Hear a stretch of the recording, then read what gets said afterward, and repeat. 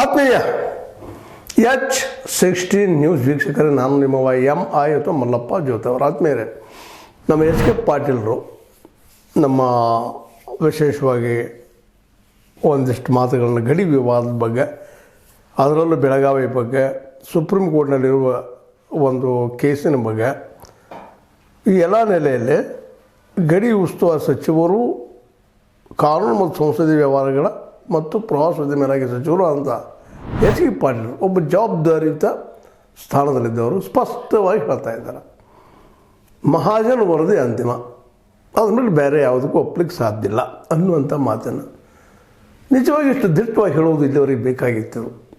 ಯಾಕೆಂದರೆ ಮೀನಮೇಷ ಎರಿಸೋದ್ರಲ್ಲೇ ಇದನ್ನು ಜಕ್ಕೊಂಡು ಹೋಗೋದ್ರಲ್ಲಿ ಏನೂ ಇರಲಿಲ್ಲ. ಈ ಒಂದು ರೀತಿ ಏನೋ ಕಾನ್ಫಿಡೆನ್ಸ್ ಬಂದಂಗೆ ಅನ್ನಿಸ್ತಾ ಇದೆ. ಮತ್ತು ಈಗಾಗಲೇ ಮಹಾಜನ್ ವರದಿಯನ್ನು ಅವರೇ ಒತ್ತಾಯ ಮಾಡಿ ಇಟ್ಕೊಂಡಂಥದ್ದು, ನಂತರದಲ್ಲಿ ಅವ್ರು ಬಯಸ್ದಂಗೆ ಬರಲಿಲ್ಲ ಅಂತ ಮತ್ತೆ ತಕರಾರು ತೆಗೆಯುವಂಥ ಈ ಮಹಾರಾಷ್ಟ್ರ ಸರ್ಕಾರದ ಒಂದು ನಡೆ ಏನದಪ್ಪ ಅಂದ್ರೆ ಒಕ್ಕೂಟ ವ್ಯವಸ್ಥೆಗೆ ಆತಂಕಕಾರಿಯಾದ ವಿಷಯ ಆಗಿದಂತ್ರಿ. ಯಾಕಂತಂದ್ರೆ ಮಹಾಜನ್ ವರದಿ ಇದಲ್ಲ, ಅವರು ಒಪ್ಕೊಂಡು ಮಾಡಿಸ್ಲಿಕ್ಕೆ ಹೆಚ್ಚಿದ್ದು ಮಹಾಜನರಿಂದ. ಮತ್ತು ಕರ್ನಾಟಕ ಅಂತ ಈಗಾಗಲೇ ಒಪ್ಪಿಬಿಟ್ಟದಲ್ಲ, ಅದು ಪ್ರಶ್ನೆ ಮಾಡೋದು ಏನೂ ಇಲ್ಲ. ಈಗ ಸುಪ್ರೀಂ ಕೋರ್ಟ್ ಹೋಗುವ ಅವಶ್ಯಕತೆಯೂ ಇಲ್ಲ, ನಾವು ಅದನ್ನು ಒಪ್ಪುವುದಿಲ್ಲ ಅನ್ನುವಂಥ ಸ್ಪಷ್ಟ ನಿಲುವನ್ನು ಎಚ್ ಕೆ ಪಾಟೀಲ್ ಹೇಳಿದ್ರಂತಾಗೆ ಒಂದಿಷ್ಟು ಉಸಿರು ಬಿಡುವಂಥದ್ದಾಗಿದೆ. ಮತ್ತು ಇದು ಸತ್ಯನೂ ಅದ. ಯಾಕಂತಂದ್ರೆ ಇದನ್ನು ಇಟ್ಕೊಂಡು ಹೋಗೋದ್ರಿಂದ ಏನೂ ಸಾಧ್ಯ ಇಲ್ಲ. ಯಾವ ಕೋರ್ಟ್ನಲ್ಲೂ ಇದು ಬಗೆಹರಿಯುವಂಥ ವಿಷಯ ಅಲ್ಲ, ರಾಜ್ಯಗಳಿಗೆ ಸಂಬಂಧಿಸಿದ ವಿಷಯ ಆಗ್ತದೆ. ಇದರ ಬಗ್ಗೆ ಅನೇಕ ಕಾನೂನುಗಳಿದ್ದಾವೆ, ಮತ್ತು ಬೇರೆ ಅನೇಕ ಕಾನೂನು ಪಂಡಿತರು ಹೇಳಿದ್ದಾರೆ. ಯಾಕಾದರೆ ಇದ್ಯಾವುದೂ ಸಾಧ್ಯ ಇಲ್ಲ ಅಂತೇಳಿ ಸರ್ಕಾರಗಳು ಒಪ್ಪಬೇಕು, ಕೇಂದ್ರ ಸರ್ಕಾರ ಒಪ್ಕೋಬೇಕು. ಇದು ಅಡ್ಮಿನಿಸ್ಟ್ರೇಷನ್ ದೃಷ್ಟಿಯಿಂದ ಮಾಡಿದಂಥದ್ದು ಫೈನಲ್ ಆಗಿಬಿಟ್ಟದು. ಈಗಾಗಲೇ ಮಹಾಜನ್ ವರದಿಯನ್ನು ಒಪ್ಪಬೇಕು ಅವರು, ಅದು ಬಿಟ್ಟು ಮತ್ತೊಂದು ಮಾರ್ಗ ಇಲ್ಲ ಅನ್ನುವಂಥ ಮಾತು ಹೇಳ. ಮತ್ತು ಇದು ಸುಮ್ಮನೆ ಇದು ಬೆಳೆಸೋದ್ರಲ್ಲಿ ಅರ್ಥ ಇಲ್ಲ. ಮಹಾರಾಷ್ಟ್ರ ಸರ್ಕಾರನೂ ಇದು ಅರ್ಥ ಮಾಡ್ಕೋಬೇಕಾಗಿದೆ. ಯಾಕಂದರೆ ಬಾರ್ಡ್ರ್ ಮೇಲೆ ಎಲ್ಲರೂ ಈಗ ನೆಮ್ಮದಿಯಿಂದ ಇದ್ದಾರೆ, ಯಾರಿಗೂ ಅದರ ಬಗ್ಗೆ ಬೇಕಾಗಿಲ್ಲ. ಏನಪ್ಪ ಏನೀಗ ಮಹಾರಾಷ್ಟ್ರಕ್ಕೆ ಬೆಳಗಾವಿ ಹೋದ್ರೆ ಬೆಳಗಾವಿಗೆ ಏನು ಸ್ವರ್ಗ ಸಿಗ್ತದನ? ಇಲ್ಲೇ ಬೆಳಗಾವಿ ಪೂರ್ತಿಯಾಗಿ ಇಲ್ಲಿ ಜನಕ್ಕೆ ಅಲ್ಲಿ ಹೋದ್ರೆ ಬಡತನ ಹೋಗಿಬಿಡ್ತದನ? ಎಲ್ಲರಿಗೂ ಶಿಕ್ಷಣ ಸಿಗ್ತದನ ಫ್ರೀಯಾಗಿ? ಹೋಗ್ಲಿಕ್ಕೆ ಉದ್ಯೋಗ ಸಿಗ್ತದನ ಅಲ್ಲಿ ಹೋದ್ಕೊಳ್ಳೆಲ್ಲ ತಕ್ಷಣ? ಇಲ್ಲ. ಮಹಾರಾಷ್ಟ್ರ ಸರ್ಕಾರದಿಂದ ಸಾಧ್ಯ ಆಗಿಲ್ಲ, ಕರ್ನಾಟಕ ಸರ್ಕಾರದಿಂದ ಸಾಧ್ಯ ಇಲ್ಲ, ಇವತ್ತಿನ ಅದು ಹಿಂದಿನ ಕೇಂದ್ರ ಸರ್ಕಾರದಿಂದ ಸಾಧ್ಯ ಆಗಿಲ್ಲ. ಯಾವ ಸರ್ಕಾರಗಳಿದ್ದರೂ ಅಷ್ಟೆ ಆಶ್ವಾಸನೆ ಕೊಡ್ಬೋದು ಸಾಕಷ್ಟು, ಮ್ಯಾನಿಫೆಸ್ಟೋ ಹಂಚ್ಬೋದು ಸಾಕಷ್ಟು.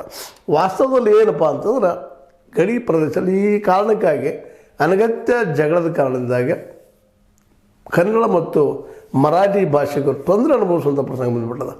ಅದ್ರ ಬಿಟ್ಟು ನಾವೆಲ್ಲ ಒಂದಪ್ಪ ಭಾರತೀಯರು ಅನ್ನುವಂಥ ಒಂದು ಸರಳ ಮಾತನ್ನು ಮಹಾಜನ ವರದಿಯಲ್ಲಿ ಹೇಳಿದ್ದ ಫೈನಲ್ ತಿಳ್ಕೊಂಡು ಹೋಗ್ಬಿಟ್ರೆ ಮುಗಿದು ಹೋಗ್ಬಿಡ್ತದೆ. ಇಲ್ಲೇನೂ ತಕರಾರಿಲ್ಲ. ಅದಕ್ಕೆ ಕರ್ನಾಟಕ ಸರ್ಕಾರ ಅಂತ ತಕರಾರು ತೆಗೆದು ಹೊರಟಿಲ್ಲ. ಈಗ ಮತ್ತೆ ಯಾವ ಆಯೋಗ ಮಾಡಿದ್ರು ಅಥವಾ ಸುಪ್ರೀಂ ಕೋರ್ಟ್ ಯಾವ ಆಧಾರದ ಮೇಲೆ ಕೊಡ್ತದೆ? ಈಗ ಮತ್ತೆ ಮಹಾಜನ ವರದಿ ಆಧಾರದ ಮೇಲೆ ಇನ್ನೊಂದ್ರ ಮೇಲೆ ಕೊಡಬೇಕಾಗ್ತದೆ. ಮಹಾಜನ್ ವರದಿ ಅಭ್ಯಾಸ ಮಾಡಿ ಅದರ ಬಗ್ಗೆ ಪೂರ್ಣ ತಲಸ್ಪರ್ಶಿ ತಿಳಿದುಕೊಂಡ್ರೆ ನಿರ್ಧಾರ ಕೊಟ್ಟಿದ್ದು, ವರದಿ ಕೊಟ್ಟಿದ್ದು. ಅದು ನಮ್ಮ ಪರ ಆದಂಥ ಒಪ್ಪಕ್ಕಂತಿಲ್ಲ, ಅವರು ವಿರೋಧದಂತೂ ಅಲ್ಲ. ಇಬ್ಬರಿಗೂ ಸಮಾನವಾಗಿ ನೋಡ್ಕೊಳ್ಳೋಂಥದ್ದು. ಮತ್ತು ಕೆಲವೊಂದಿಷ್ಟು ಪಡ್ಕೋಬೇಕಾದ್ರೆ ಕೆಲವೊಂದಿಷ್ಟು ಕಳ್ಕೋಬೇಕಾಗ್ತದೆ. ಮೂಲತಃ ಇದು ತಪ್ಪೋ ಸರಿನೋ ಚರ್ಚೆ ಬೇಕಾಗಿಲ್ಲ. ಭಾಷಾವಾರ ಪ್ರಾಂತ ತಪ್ಪಂತೂ ಅನ್ನೋರಿದ್ದಾರೆ, ಸರಿ ಅಂತೂ ಅನ್ನೋರಿದ್ದಾರೆ. ಇರಲಿ, ಆಗಿ ಹೋಗಿಬಿಟ್ಟದ. ಭಾಷೆಗಳು ಉಳಿತಾ ಇದ್ದಾವೆ. ಈಗ ಒಂದು ವೇಳೆ ಅದೇ ಈಗ ನಾವು ಒಂದು ಏರಿಯಾ ಮೇಲೆ ಮಾಡಿದ್ದೀರಿ, 4 ಭಾಗ ಮಾಡಿ ಪೂರ್ವ ಪಶ್ಚಿಮ ಉತ್ತರ ದಕ್ಷಿಣ ಮಧ್ಯ ಅಂತ 5 ಭಾಗ ಮಾಡ್ಕೊಂಡು ಮಾಡಿದ್ರಪ್ಪ, ಅಲ್ಲೂ ಪ್ರಾಬ್ಲಮ್ ಇರುತ್ತಿದ್ವು. ಯಾಕಂತಂದರೆ ಕನ್ನಡ ಭಾಷಿಕರು ಆಗಿರ್ಬೋದು, ಹಿಂದಿ ಭಾಷಿಕರಾಗಿರ್ಬೋದು, ಮರಾಠಿ ಭಾಷಿಕರಾಗಿರ್ಬೋದು, ತೆಲುಗು ತಮಿಳ ಇವರು ಭಾಷಿಕರಾಗಿರ್ಬೋದು, ಇವೆಲ್ಲೂ ಏನೇನೋ ಗೊಂದಲಗಳು ಆಗ್ತಾಯಿದ್ದು. ಗೊಂದಲಗಳದ್ದು ಯಾವುದೂ ಇಲ್ಲರಿ, ಇದ್ದೇ ಇರೋದನ್ನು. ಈಗ ಆಗ್ಯದ ಭಾಷಾ ಅವ್ರ ಪ್ರಾಂತ ರಚನೆ, ಅದರಿಂದ ಭಾಷೆಗಳು ಉಳಿದು ನಮ್ಮಲ್ಲಿವೆಲ್ಲ ಪ್ರಾದೇಶಿಕ ಭಾಷೆಗಳೆಲ್ಲ ಉಳ್ಕೊಂಡು, ಇಲ್ಲಾಂದರೆ ಪ್ರಾದೇಶಿಕ ಭಾಷೆಗಳ ಸಹಿತ ಇವತ್ತು ಹಣನಾಗಿ ಹೋಗಿಬಿಡ್ತಿದ್ದು. ಸಪೋಸ್ ಏನಾದರೂ ನಾವು 5 ಭಾಗಗಳು ಮಾಡ್ಕೊಂಡಿದ್ರೆ ಇವತ್ತು ಹಿಂದಿ ಮತ್ತಷ್ಟು ಡಾಮಿನೆಂಟ್ ಆಗಿಬಿಡ್ತಾಯಿತ್ತು. ಈಗ ಏನಿಲ್ಲದೆ ಇದ್ರೂ ಸಹಿತ ಪ್ರಾದೇಶಿಕ ಭಾಷೆ ಉಳಿತಾ ಇಲ್ಲ.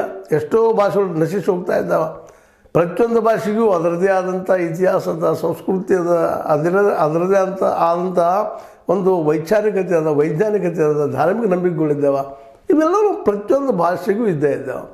ಆ ಭಾಷೆಯಿಂದ ಒಂದು ಪ್ರದೇಶದ ಜನ ತಮ್ಮ ನಡೆ ನುಡಿ ಸಂಸ್ಕೃತಿ ಭಕ್ತಿ ಮತ್ತೇನೋ ವೈಜ್ಞಾನಿಕತೆಯನ್ನು ಏನೇನೋ ಕಲಿಸ್ಕೊಂಡು ಬರುವಂಥದ್ದು, ಜನಕ್ಕೆ ತಮಗೆ ಅನುಕೂಲ ಆಗುವಂಥದ್ದು ವ್ಯವಸ್ಥೆ ಮಾಡ್ಕೊಂಡು ಬಂದಿದ್ದು. ಭಾಷೆ ಭಾಳ ಮಹತ್ವದ್ದದ. ಯಾಕಂದ್ರೆ ಇವತ್ತಿನ ಜಗದ ಅನೇಕ ಭಾಷೆಗಳು ಪಾಪ ನಶಿಸಿ ಹೋಗ್ತಾ ಇದ್ದಾವೆ. ಕಾಡು ಭಾಷೆಗಳು ನಾಡು ಭಾಷೆಗಳು ಇದ್ರ ಮಧ್ಯದಲ್ಲಿ ಸಿಕ್ಕೊಂಡು ಪಾಪ ಯಾರೋ ಒಂದು ಮೂಲೆಯಲ್ಲಿ ಜಗದ ಮೂಲೆಯಲ್ಲಿ ತಮ್ಮ ತಾವು ಬದುಕಿದಂಥ ಜನರ ಭಾಷೆಗಳು ಇವತ್ತು ಇಲ್ದಂಗೆ ಆಗ್ತಾ ಇದ್ದಾವೆ. ಕಾರಣ ಅಂದರೆ ಡಾಮಿನೆಂಟ್ ಇದ್ದಂಥ ಭಾಷೆಗಳು ಇವತ್ತು ಇಂಗ್ಲೀಷ್ ಇರ್ಬೋದು, ಹಿಂದಿ ಇರ್ಬೋದು, ನಮ್ಮ ಕನ್ನಡ ಇರ್ಬೋದು, ಕನ್ನಡಿಗರದು ಅದು ಇನ್ನುಳಿದ ಭಾಷೆಗಳು ಇರ್ಬೋದು. ಇವು ಅಲ್ಲಲ್ಲೇ ಸಣ್ಣ ಸಣ್ಣ ಭಾಷೆಗಳನ್ನ ನಾಶ ಮಾಡ್ತಾ ಇದ್ದಾವೆ. ತುಳು ಆಗಿರ್ಬೋದು, ಮತ್ತೊಂದಾಗಿರ್ಬೋದು, ಈ ಒಂದು ಕಾಡು ಪ್ರದೇಶಗಳ ಜನರ ಭಾಷೆಗಳಾಗಿರ್ಬೋದು, ಇವು ಸಹಿತ ಇವತ್ತು ನಶಿಸಿ ಹೋಗ್ತಾ ಇದ್ದಾರೆ. ಅದು ಆಗಬಾರ್ದಾಗಿದೆ. ಯಾಕಂದರೆ ಅವರು ಸಂಸ್ಕೃತಿ ಅವ್ರೇನು ಹೇಳ್ತಾ ಇರ್ತಾರೆ ಆ ಭಾಷೆಯಲ್ಲೇ. ಹೀಗಾಗಿ ಈ ಒಂದು ಭಾಷಾ ತಿಕ್ಕಾಟ ಅದರ ಜೊತೆಗೆ ಈ ಭಾಷಾ ತಿಕ್ಕಾಟ ಇದು ಮಾಡಿದ್ರಿಂದಾಗಿ ಭಾಷೆಗಳಿದ್ದಾವೆ. ಮತ್ತು ಬೇರೆ ಇನ್ನೂ ಅಂತೇಳಿ ನಾವು ಪ್ರಾಂತವಾರ ಮಾಡಿದ್ದಪ್ಪ ಅಂತ 4 ಪ್ರಾಂತ 5 ಪ್ರಾಂತ ಮಾಡಿದರೆ ಇನ್ನೂ ಈ ಭಾಷೆಗಳಿಗೆ ಅಳಿಗಾಲ ಆಗ್ತಾಯಿತ್ತು. ಈ ಕನ್ನಡ ಆಗಿರ್ಬೋದು, ಮರಾಠಿ ಆಗಿರ್ಬೋದು, ಅಥವಾ ತೆಲುಗು, ತಮಿಳು, ಮತ್ತು ಅದೇ ಮಲಯಾಳಂ ಆಗಿರ್ಬೋದು, ಅಥವಾ ಮತ್ತಿನ್ನೊಂದು ಭಾಷೆ ಕೊಂಕಣಿ ಆಗಿರ್ಬೋದು, ಇವತ್ತು ನಶಿಸಿ ಪೂರ್ತಿ ಹೋಗಿಬಿಡ್ತಾಯಿತ್ತು. ಅದೇನೂ ಇರಲಿ, ಈ ಸಂದರ್ಭದಲ್ಲೇ ಮಹಾಜನ ವರದಿಯನ್ನು ಒಪ್ಪೋದ್ರಿಂದ ಲಾಸ್ ಇಲ್ಲದ ಮಹಾರಾಷ್ಟ್ರಕ್ಕೆ. ನಮ್ಮನ್ನು ಕೆಲವೊಂದು ಹಳ್ಳಿಗಳು ಹೋಗ್ತಾವೆ, ಅವ್ರನ್ನೂ ಹಳ್ಳಿಗಳು ನಮ್ಮಗಳಿಗೆ ಬರ್ತಾವೆ, ಕುಡ್ಕೊಂಡು ಹೋಗ್ತಾ ಇದ್ದಾರೆ, ಮುಗಿದು ಹೋಗಿಬಿಡ್ತದೆ ಒನ್ಸ್ ಫಾರ್ ಆಲ್. ಇನ್ನು ಸದಾ ಜೀವಂತ ಇಟ್ಟುಕೊಂಡು ರಾಜಕೀಯ ಲಾಭ ಮಾಡಿಕೊಂಡು ಜನರಿಗೆ ತೊಂದರೆ ಕೊಡೋದ್ರಲ್ಲಿ ಏನು ಅರ್ಥದ? ಜನ ಹೊಂದಾಣಿಕೆ ಆಗಿದ್ದಾರೆ ರೀ. ಇವತ್ತು 2 ಭಾಗ ಜನ ಹೊಂದಾಣಿಕೆ ಆಗಿದ್ದಾರೆ. ಇದನ್ನು ಪ್ರಚೋದನೆ ಮಾಡಿ ಎಬ್ಸೋಂಥ ಕೆಲಸವನ್ನು ಈ ಭಾಷಾ ಪ್ರಾಂತ ರಚನೆ ಮಾಡಿದ ಸಂದರ್ಭದಲ್ಲಿ ಕೆಲವೊಂದು ಜನ ಅದನ್ನು ಉದ್ಯೋಗ ಮಾಡ್ಕೊಂಡ್ಬಿಟ್ಟಿದ್ದಾರೆ. ಇದು ನಮ್ಮಲ್ಲೂ ಅನೇಕ ಜನ ಉದ್ಯೋಗ ಮಾಡ್ಕೊಂಡಿದ್ದಾರೆ, ಮಹಾರಾಷ್ಟ್ರದಲ್ಲಿ ಅವರು ಉದ್ಯೋಗ ಮಾಡ್ಕೊಂಡಿದ್ದಾರೆ. ಅದರಿಂದ ಜನಸಾಮಾನ್ಯರಿಗೆ ಏನು ಲಾಭ ಇಲ್ಲ. ಇವ್ರು ಕಟ್ಕೊಂಡು ಹೋಗಿ ಜಾಲಾಸ್ ಬಾಜ್ ಅವ್ರು ಅನ್ನೋದು ನಾವು ನಮ್ಗೆ ಬೇಕೇ ಬೇಕು ಅನ್ನೋದು, ಇದರಿಂದ ಲಾಸ್ ಯಾರಿಗೆ ಅವು? ಅಲ್ಲಿ ಉದ್ಯಮಿಗಳಿಗೆ ತೊಂದರೆ ಆಗ್ತದೆ, ವ್ಯಾಪಾರಗಳಿಗೆ ತೊಂದರೆ ಆಗ್ತದೆ, ವ್ಯವಹಾರಗಳಿಗೆ ತೊಂದರೆ ಆಗ್ತದೆ, ಆ ಜನರಿಗೆ ಈ ಜನ ನಂಬಿಕೆ ಹೋಗಿಬಿಡ್ತದೆ. ಅದಕ್ಕಿಂತಲೂ ಅವರಷ್ಟು ಅವ್ರನ್ನ ಬಿಟ್ಟುಕೊಂಡು ಕನ್ನಡನೂ ಉಳಿಲಿ, ಮರಾಠಿ ಭಾಷೆನೂ ಉಳಿಲಿ, ಬೆಳೀಲಿ, ಅದೇ ರೀತಿಯಲ್ಲಿ ತೆಲುಗು, ಮಲಯಾಳಂ ಭಾಷೆ ಉಳಿಲಿ, ಕನ್ನಡನೂ ಉಳಿಲಿ ಅಂದ್ಕೊಂಡು ಹೋಗಿಬಿಟ್ರೆ ಮುಗಿದು ಹೋಗಿಬಿಡ್ತದೆ ರೀ. ಬಾರ್ಡರ್ ಮೇಲೆ 2 ಶಾಲೆಗಳನ್ನು, ಈ ಒಂದು ಮರಾಠಿ ಶಾಲೆಗಳನ್ನ, ಕನ್ನಡ ಶಾಲೆಗಳನ್ನ, ಮಲಯಾಳಂ ಶಾಲೆಗಳನ್ನು, ಕನ್ನಡ ಶಾಲೆಗಳನ್ನು, ತೆಲುಗು ಶಾಲೆಗಳನ್ನು, ಮತ್ತು ಅದೇ ಕಾಲಕ್ಕೆ ನಮ್ಮ ಕನ್ನಡ ಶಾಲೆಗಳನ್ನು ಇವೆಲ್ಲ ಹಾಕ್ಕೊಂಡು ಬಿಟ್ರೆ ಅವ್ರು ಒಬ್ರೊಬ್ರು ತಿಳ್ಕೊಂಡು ಮಾಡ್ಕೊಂಡು ಹೋದ್ರೆ ಅಲ್ಲಿ ಪ್ರೀತಿ ವಿಶ್ವಾಸ ಬೆಳೀತದೆ, ಕೂಡಿ ಬದುಕ್ತಾರೆ. ಮತ್ತು ಇವತ್ತು ನೀವು ಯಾವುದೇ ಬಾರ್ಡ್ರಿಗೆ ಹೋಗ್ರಿ, ಬರೀ ಬೆಳಗಾವಿ ಒಂದೇ ಅಲ್ಲ, ಮಹಾಜನ ವರದಿ ಬೆಳಗಾವಿಗೆ ಸಂಬಂಧಿಸಿದ, ಉಳಿದಕ್ಕೂ ಸಂಬಂಧಿಸಿದ, ಎಲ್ಲಿ ಹೋದರೂ ಅಲ್ಲಲ್ಲಿ ಜನ ತಾವು ಬದುಕನ್ನು ಮಾಡ್ತಾ ಇದ್ದಾರೆ. ಬದುಕನ್ನು ಮಾಡೋ ಜೊತೆಗೆ ಗಂಡು ಹೆಣ್ಣು ತೊಗೊಳ್ಳೋದು, ಮಾಡೋದು, ಸಂಬಂಧಗಳು, ವೈವಾಹಿಕ ಸಂಬಂಧಗಳಾಗಿರ್ಬೋದು, ಸಾಮಾಜಿಕ ಸಂಬಂಧಗಳಾಗಿರ್ಬೋದು, ಆರ್ಥಿಕ ಸಂಬಂಧಗಳಾಗಿರ್ಬೋದು, ವ್ಯಾಪಾರ ದೃಷ್ಟಿಯಿಂದ ಬಾರ್ಡರ್ಗಳು ಸಾಕಷ್ಟು ಒಳ್ಳೆ ಡೆವಲಪ್ಮೆಂಟ್ಗಳು ಆಗ್ತಾಯಿದ್ದಾವೆ. ಅದಕ್ಕಾಗಿ ಈ ಒಂದು ಸಂದರ್ಭದಲ್ಲೇ ಈ ಒಂದು ಮಹಾಜನ ವರದಿಯನ್ನು ನಮ್ಮ ಮಹಾರಾಷ್ಟ್ರ ಸರ್ಕಾರ ಒಪ್ಕೊಂಡ್ರೆ ಭಾಳ ಉತ್ತಮ. ಮತ್ತು ಮರಾಠಿಗರಂತೆ ಇವತ್ತು ಅದನ್ನು ಮರೆತು ಬಿಟ್ಟಿದ್ದಾರೆ. ಇವತ್ತು ಮಹಾಜನ ವರದಿನೂ ಬಿಟ್ಟಿದ್ದಾರೆ, ಅವ್ರು ಹೇಳೋ ಮಾತನ್ನು ಬಿಟ್ಟಿದ್ದಾರೆ, ತಮ್ಮಷ್ಟು ಬದುಕನ್ನು ನಡೆಸ್ಕೊಂಡು ಹೊಂಟಿದ್ದಾರೆ. ಈ ಸಂದರ್ಭದಲ್ಲಿ ಇದೊಂದು ಮಾತು ಬೆಳೆಸೋರು ಏನಾಗ್ತಿಲ್ಲ. ಬಟ್ ನಮ್ಮ ಕನ್ನಡಿಗರು ಬಾರ್ಡರ್ ಮೇಲೆ ಇದ್ದಂಥ ಆತಂಕದಿದ್ದರು. ಅದಕ್ಕೆ ನಮ್ಮ ಈ ಸಂದರ್ಭದಲ್ಲಿ HK ಪಾಟೀಲರು ಸ್ಪಷ್ಟವಾಗಿ ಹೇಳ್ತಾ ಇದ್ದಾರೆ.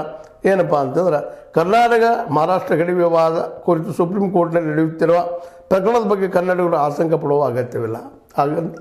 ಆತಂಕ ಪಡಲಿಕ್ಕೆ ಹೋಗ್ಬೇಡ್ರಿ, ಅದ್ರ ಬಗ್ಗೆ ಬೇರೆ ಪಡಕ್ಕೆ ಹೋಗ್ಬೇಡ್ರಿ. ಒಪ್ಪಿದರೆ ಮಹಾಜನ ವರದಿ ಒಪ್ಪಬೇಕು, ಇಲ್ಲದಿದ್ದರೆ ಯಥಾಸ್ಥಿತಿ ಮುಂದುವರಿಯಬೇಕು ಎಂಬುದು ರಾಜ್ಯ ದೃಢ ನಿರ್ಧಾರವಾಗಿದೆ. ಒಪ್ಪಿಕೊಂಡ್ರೆ ಮಹಾಜನ ವರದಿ ಅವರು ಒಪ್ಪಬೇಕು, ಇಲ್ಲ ಅಂದ್ರೆ ಹೆಂಗೆ ಹಿಂಗೆ ಹೋಗಿಬಿಡೋದು, ನೆಕ್ಕೋದು ಮಾಡೋದು ಹೋಗಿಬಿಡುವಂಥದ್ದು, ಅದ್ರ ಬಗ್ಗೆ ಚರ್ಚೆನೇ ಬೇಡ ಅನ್ನುವಂಥ ಮಾತನ್ನು ಹೇಳ್ತಾ, ದೇಶದ ಒಕ್ಕೂಟ ವ್ಯವಸ್ಥೆಯನ್ನು ಗೌರವಿಸಿ ಮಹಾಜನ್ ಆಯೋಗ ರಚನೆಗೆ ನಮ್ಮ ಸರ್ಕಾರ ಒಪ್ಪಿಕೊಂಡಿದೆ. ದೇಶದ ಒಕ್ಕಟ್ಟೆಲ್ಲ ಕೂಡಿ ಹೋಗ್ಬೇಕು ಅನ್ನೋ ಕಾರಣಕ್ಕಾಗಿ ನಾವು ಮಹಾಜನ ವರದಿಯನ್ನು ಒಪ್ಪಿಕೊಂಡಿವಿ. ಮಹಾಜನ ವರದಿಯೇ ಅಂತಿಮ, ಅದನ್ನು ಮಹಾರಾಷ್ಟ್ರ ಒಪ್ಪದಿದ್ದರೆ ವ್ಯತ್ಯಾಸವೇನೂ ಆಗುವುದಿಲ್ಲ. ಹಾಗೆ ಹೇಳ್ಕೊಂಡು ಜಕ್ಕೋದು ಹೋಗ್ತದೆ, ಪ್ರೊಲಾಂಗ್ ಆಗ್ತದೆ, ನಾವು ಹಂಗೆ ಹೋಗುವಂಥದ್ದು ಇನ್ನೇನು ಅದ. ಅದನ್ನು ಬಿಟ್ಟು ನಾವು ಇನ್ನು 1 ಇಂಚು ಸರದಾಡೋದಿಲ್ಲ ಅಂತ ಮಾತಾಡಿಲ್ಲ. ನಮ್ಮ ಬಾರ್ಡರ್ದಲ್ಲಿದ್ದಂಥ ಕನ್ನಡಕ್ಕೆ ಒಂದು ನೆಮ್ಮದಿನ ಕೊಟ್ಟಂಥ ಹೇಳ್ತಾ, ಇದರ ಬಗ್ಗೆ ಆದಷ್ಟು ಇನ್ನಷ್ಟು ಕಾಳಜಿ ವಹಿಸಿ ಕನ್ನಡ ಬಾರ್ಡರ್ದಲ್ಲಿ ಕನ್ನಡ ಮಕ್ಕಳಿಗೂ ಆಯಿತು, ಮರಾಠಿ ಮಕ್ಕಳಿಗಾಯಿತು, ಅವ್ರ ಭಾಷೆ ಕಲಿಯುವಂಥ ಒಂದು ವ್ಯವಸ್ಥೆ ಮಾಡ್ಕೊಂಡು ಹೋಗಿ ಕಲಿತಂದ್ರೆ ಇಚ್ಛೆ ಇದ್ರೆ ಮಾಡುವಂಥದ್ದು ಮಾಡ್ಕೊಂಡು ಹೋಗುವಂಥದ್ದು. ಅವರು ನಾವು ಅವ್ರಿಗೆ ಅನುಕೂಲ ಮಾಡಿಕೊಡೋದು, ಅವ್ರು ನಮಗೆ ಅನುಕೂಲ ಮಾಡಿಕೊಂಡು ಹೋದ್ರೆ ಈ ಸಮಸ್ಯೆ ಇಲ್ಲ. ಯಾಕೆಂದರೆ ಮರಾಠಿ ಮತ್ತು ಕನ್ನಡ ಬಾರ್ಡರ್ದಲ್ಲೇ ಅವರು ಮರಾಠಿ ಕಲ್ತಿದ್ದಾರೆ, ಇವರು ನಮ್ಮವರು ಮರಾಠಿ ಕಲ್ತಿದ್ದಾರೆ, ಅವರು ನಮ್ಮ ಕನ್ನಡವನ್ನು ಕಲ್ತಿದ್ದಾರೆ, ವ್ಯಾಪಾರ ಮಾಡ್ತಾ ಇದ್ದಾರೆ. ಇವತ್ತು ನೋಡಿರಿ, ಬಾರ್ಡರ್ದಲ್ಲಿದ್ದಂಥ ಬೆಳಗಾವಿ ಇರ್ಬೋದು, ಅಥವಾ ಇಚಲಕರಂಜಿ ಇರ್ಬೋದು, ಇನ್ನೂರು ಯಾವ ಪ್ರದೇಶಗಳಿರ್ಬೋದು, ಅಲ್ಲಲ್ಲಿ ಇಲ್ಲಿ ಅವರಲ್ಲಿ ವ್ಯಾಪಾರ ಮಾಡ್ತಾರೆ. ಮೇರ ಸಮೀಪದಲ್ಲಿದ್ದಂಥದ್ದು ಇರ್ಬೋದು, ಇವೆಲ್ಲವೂ ಇವೆಲ್ಲ ನಿರಾತಂಕವಾಗಿ ನಡೆದಾವೆ. ಅನಗತ್ಯ ಈ ಸಮಸ್ಯೆಯನ್ನು ಎತ್ತುದ್ರಲ್ಲಿ ಏನಿಲ್ಲ. ನಮ್ಮ HK ಪಾಟೀಲರು, ಸಿದ್ದರಾಮಯ್ಯನವರು ಅಂದರೆ ನಮ್ಮ ಸರ್ಕಾರ ಇವತ್ತು ಮಹಾಜನ ವರದಿನ ಒಪ್ಕೊಂಡಿಪ್ಪ, ಅದು ಅಲ್ಲಿ ಅದ್ರ ಬಿಟ್ಟುಬಿಟ್ರಿ ಅನ್ನುವಂಥ ಮಾತಿಗೆ ಬಂದಿದ್ದಾರೆ. ಇದನ್ನು ಸುಪ್ರೀಂ ಕೋರ್ಟ್ನಲ್ಲಿ ಹೇಳ್ತಾ ಹೋಗ್ತಾರೆ. ಸುಪ್ರೀಂ ಕೋರ್ಟ್ ಆದರೂ ಸಹಿತ ಈ ವಿಷಯದಲ್ಲಿ ಮೋಸ್ಟ್ಲಿ ತಲೆ ಹಾಕುವುದಿಲ್ಲ, ಯಾಕೆ ಅದಕ್ಕೆ ಅಧಿಕಾರ ಇಲ್ಲ ಅನ್ನುವಂಥ ಮಾತು ಕೇಳಿ ಬರ್ತಾ ಇದ್ದಾವೆ. ಏನೂ ಆಗಲಿ, ಮಹಾಜನ ವರದಿ ಒಪ್ಪಿ ಅಂತ ಮತ್ತೊಮ್ಮೆ ರಿಕ್ವೆಸ್ಟ್ ಮಾಡ್ಬೋದು. ಮಹಾರಾಷ್ಟ್ರ ಸರ್ಕಾರದ ಮರಾಠಿಗರು ಪಾಪ ಅವರು ನಮ್ಮೊಂದಿಗೆ ಚೆನ್ನಾಗಿದ್ದಾರೆ, ಅವ್ರಿಗೆ ಅದು ಬೇಕಾಗಿಲ್ಲ ಅಂದರೂ ಅಡ್ಡಿ ಇಲ್ಲ. ಆದರೆ ಅವ್ರು ಮರಾಠಿ ಭಾಷೆ ಉಳಿಯೋಂಗೆ ಅವ್ರು ನೋಡ್ಕೊಂಡು ಹೋಗೋದು ನಮ್ಮ ಕರ್ತವ್ಯ, ನಮ್ಮ ಕನ್ನಡವನ್ನು ಅವ್ರು ಉಳಿಸ್ಕೊಂಡು ಹೋಗೋದು ಅವ್ರ ಕರ್ತವ್ಯ. ಇದು ತಿಳ್ಕೊಂಡು ನಾವು ಹೋದ್ರೆ ಒಬ್ಬರ ಹಕ್ಕನ್ನು ಒಬ್ಬ ಗೌರವಿಸಂಗೆ ಆಗ್ತದೆ, ಜೊತೆಗೆ ನಾವು ನೆಮ್ಮದಿ ಇರ್ತೀವಿ ಅಲ್ವೇನ್ರಿ. ಯಾಕಂದ್ರೆ ಎರಡೂ ಕಡೆ ಜನ ಇದನ್ನು ಉದ್ಯೋಗ ಮಾಡ್ಕೊಳ್ತಾ ಇದ್ದಾರೆ. ಕೆಲವು ಜನ ತಮ್ಮ ಉಪಜೀವನಕ್ಕಾಗಿ, ಅದು ನಂತರದ ಭಾಷಾವಾರ ಪ್ರಾಂತ್ಯಕ್ಕಾಗಿ ಮತ್ತೊಂದು ತೊಂದರೆಗೆ ಹಿಂಸೆಗೆ ಕಾರಣ ಆಗೋದು ನಮ್ಮ ಉದ್ದೇಶ. ಇದಕ್ಕೆ ನೀವೇ ನಿಂತೀರಿ. ಇದು ನಿಮ್ಗೆ ಲೈಕ್ ಮಾಡಿ, ಶೇರ್ ಮಾಡಿ, ಕಮೆಂಟ್ ಮಾಡಿ, ಸಬ್ಸ್ಕ್ರೈಬ್ ನಿಲ್ಲಿಸ್ಬೇಡ್ರಿ. H60 ನ್ಯೂಸ್ ಅರ್ಥಾತ್ ಸೀತಾರಾಮ್ ಇದು ಸತ್ಯದ ಕೈಗಿನಲ್ಲಿ ವಂದನೆ.